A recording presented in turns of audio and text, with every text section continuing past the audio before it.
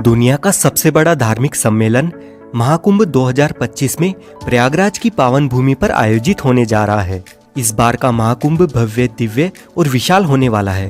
विष्णु पुराण के मुताबिक जब बृहस्पति मेष राशि में और सूर्य मकर राशि में होता है, तब कुंभ मेला प्रयागराज में आयोजित होता है। कुंभ मेला हिंदू धर्म का एक प्रमुख धार्मिक पर्व है जो हर 12 साल में आयोजित किया जाता है। महाकुंभ 13 जनवरी 2025 से 26 फरवरी 2025 तक प्रयागराज में होगा।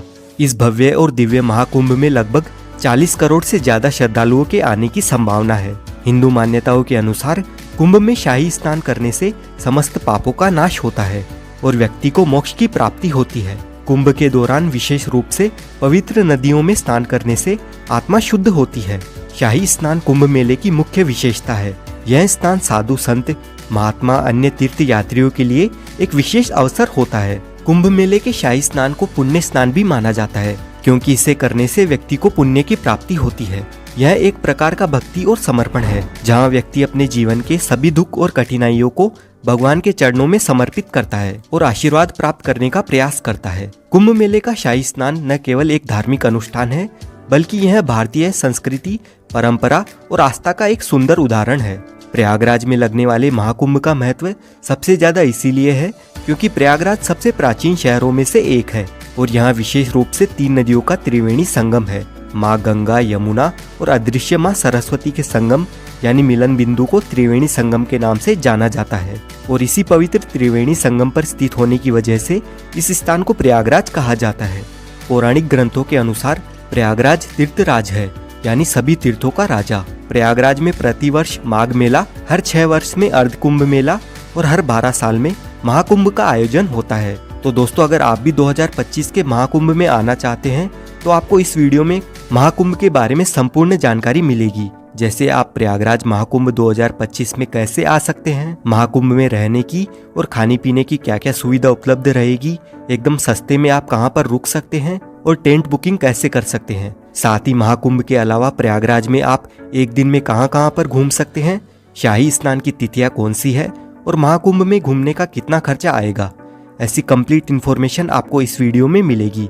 तो वीडियो को अंत तक जरूर देखिए ताकि आपको महाकुंभ 2025 की सारी जानकारी समझने में आसानी रहे। और इसके साथ ही वीडियो को लाइक और चैनल को भी सब्सक्राइब कर लीजिए, क्योंकि ऐसे ही टूर गाइड वीडियोस और महाकुंभ 2025 से रिलेटेड वीडियोस आपको इस चैनल पर देखने को मिलते रहेंगे।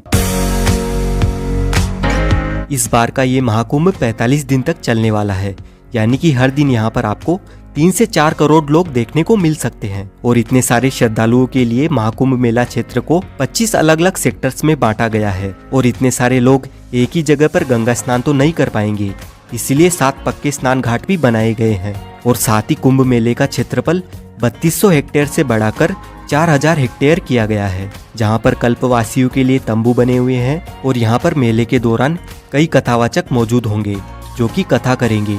उनके लिए पंडाल बने हुए रहेंगे। लोगों के खाने पीने, सोने और शौचालय की व्यवस्था भी रहेगी और बहुत सारी चीजों की फ्री सेवा रहेगी।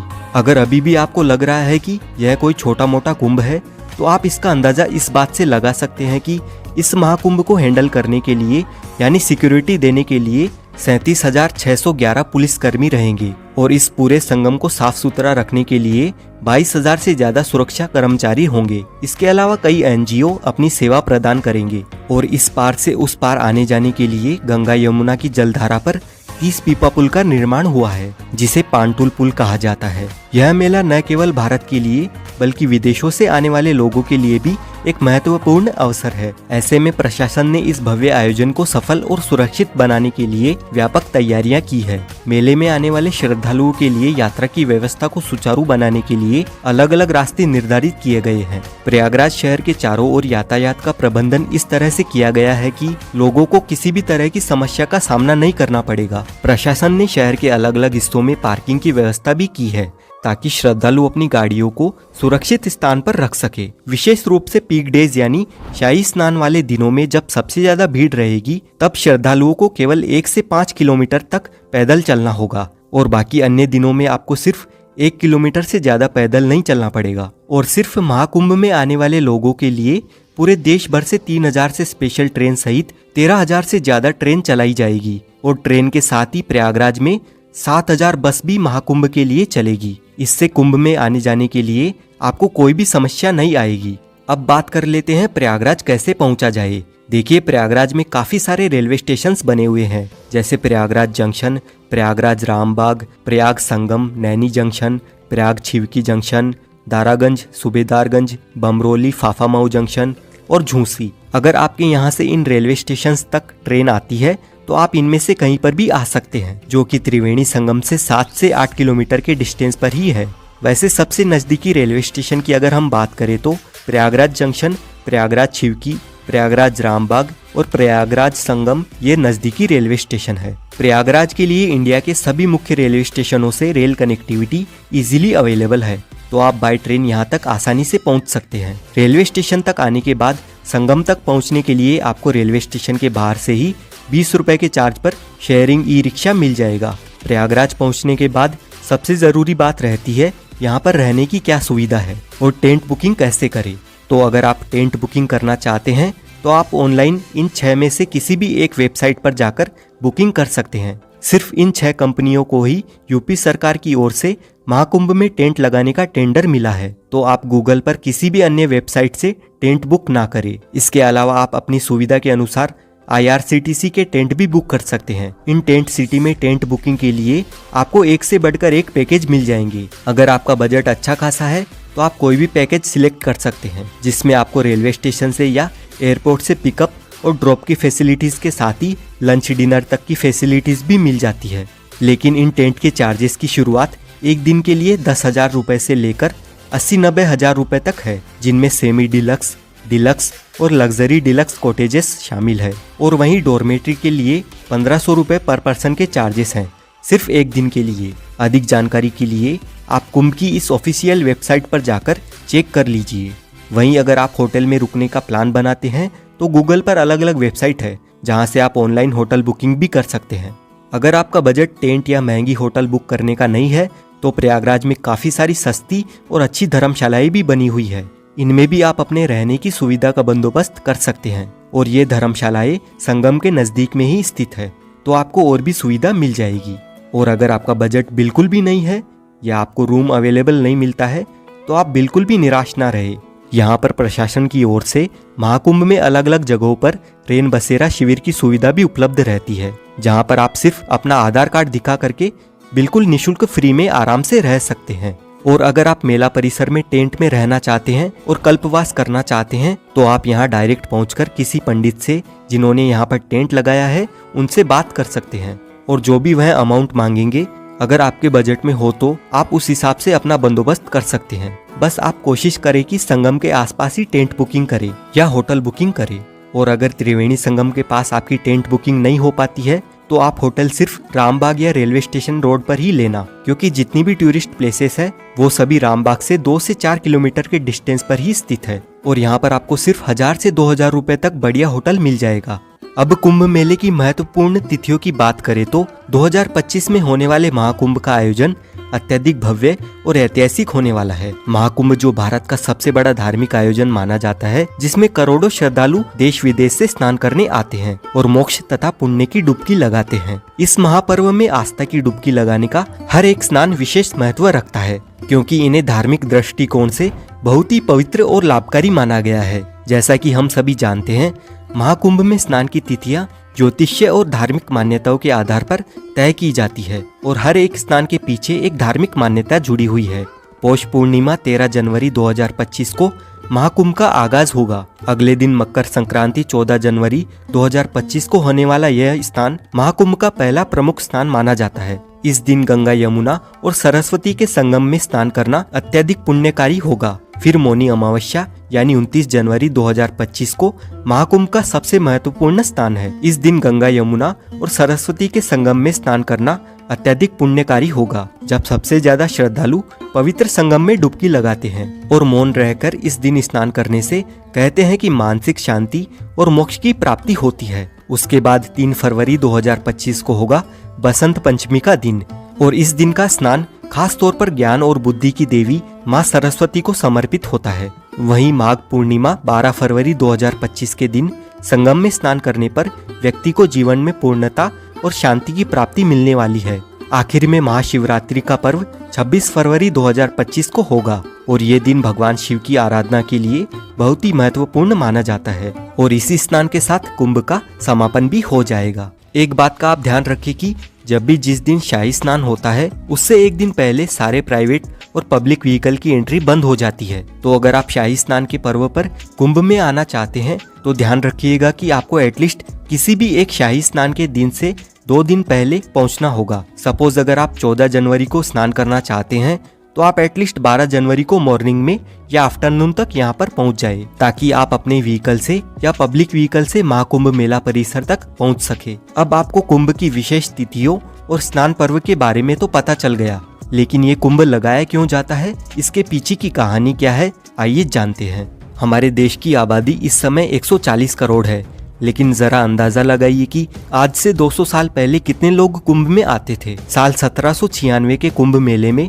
25 लाख लोगों ने संगम में डुबकी लगाई थी। उस समय इलाहाबाद पर अंग्रेजों का कब्जा था और इस मेले में आई भीड़ को देखने के बाद अंग्रेजों ने प्रयागराज में डुबकी लगाने पर टैक्स लगा दिया था। ईस्ट इंडिया कंपनी के रिकॉर्ड में हमें पता चलता है कि साल 1806 में कंपनी ने हर व्यक्ति पर 1 रुपए का टैक्स लगा दिया था और उस समय 1 रुपए में एक आदमी के पूरे महीने का जीने का खर्चा चल जाता था। पौराणिक कथाओं के अनुसार ऐसा माना जाता है कि ऋषि दुर्वासा ने सभी देवी देवताओं को श्राप दे दिया था। इससे देवताओं की शक्तियां चली गई। देवताओं की कमजोरी का फायदा उठाकर राक्षसों ने स्वर्गलोक पर कब्जा कर लिया। फिर जब ब्रह्मा जी के पास देवताओं ने मदद की गुहार लगाई तो ब्रह्मा जी ने अमृत पान करके अपनी शक्तियों को वापस पाने की सलाह दी, लेकिन यह काम करने में मुश्किल यह थी कि उसे पाने के लिए देवताओं को राक्षसों की मदद लेनी थी। फिर देवताओं ने भी यही किया। उन्होंने राक्षसों से मदद लेकर बदले में आधे अमृत को देने की बात कही और सभी राक्षस इस डील को मान गए। और फिर होती है अमृत की खोज में समुद्र मंथन की शुरुआत। बड़ी मेहनत के बाद समुद्र मंथन से अमृत की प्राप्ति हुई, लेकिन जैसे ही अमृत निकला देवता और राक्षस दोनों में अमृत को पूरा हड़पने की होड़ मच गई। इसके बाद देवता राक्षसों की आंखों में धूल झोंककर अमृत पाने में कामयाब हो गए और वह अमृत लेकर दौड़ पड़े। राक्षसों ने भी हार नहीं मानी और पूरे 12 दिनों तक उनका पीछा किया। इसी भागने भगाने में कलश से 4 अमृत की बूंदें स्वर्ग से धरती पर गिर गई।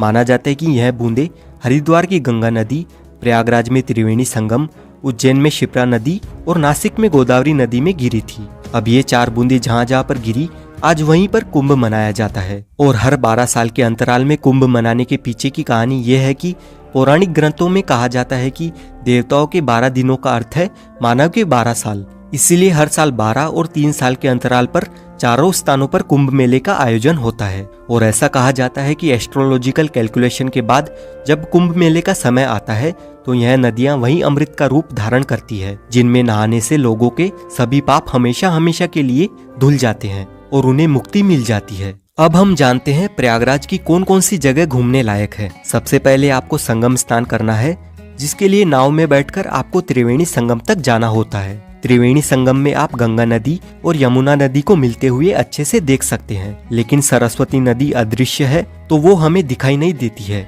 संगम में स्नान करने के बाद आप आ जाए इस अकबर के किले में। इस किले के अंदर है ये अक्षयवट, जो कि इतना प्राचीन है कि 4 युगों से भगवान विष्णु से लेकर 5 पांडव यहाँ तक आ चुके हैं। यहीं पर पातालपुरी मंदिर बना हुआ है, जिसका इतिहास काफी रोचक है। और यहाँ से पास में ही श्री बड़े हनुमान जी का मंदिर है। इस मंदिर में हनुमान जी लेटी हुई मुद्रा में अपने भक्तों को दर्शन देते हैं और इस मंदिर का इतिहास भी काफी प्राचीन है। लेटे हुए हनुमान जी के दर्शन करने के बाद यहाँ से 200 मीटर दूर आप आ जाइए आदिशंकर विमान मंडपम मंदिर में। ये मंदिर प्रयागराज का प्रसिद्ध मंदिर है। द्रविड़ संस्कृति में मंडप यानी मंदिर का प्रवेश द्वार होता है, जो कि स्तंभों पर टिका होता है। जैसे ये मंदिर 16 खंभों पर टिका हुआ है और मंदिर के ऊपर का गुंबद विमान कहलाता है, इसीलिए इस मंदिर का नाम है आदिशंकर विमान मंडपम। और इस मंदिर में हमें काफी सारे देवी देवताओं के दर्शन मिलते हैं। संगम पर सभी मुख्य प्लेसेस घूमने के बाद आप आ जाइए अलोपी देवी मंदिर में। माँ अलोपी देवी मंदिर 51 शक्तिपीठों में से एक है और यहाँ पर माता सती के दाहिने हाथ का पंजा कटकर गिरा था। यहाँ से अब हम जाएंगे भारद्वाज पार्क और उनके आश्रम में।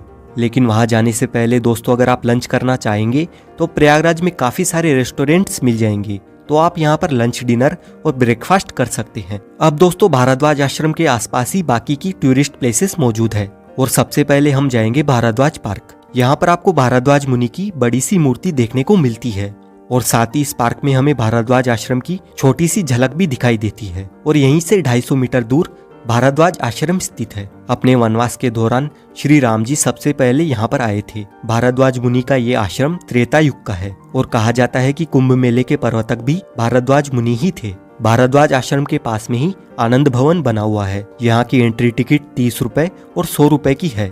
इस भवन में आपको पुराने जमाने की काफी सारी एंटिक चीजें देखने को मिलती है।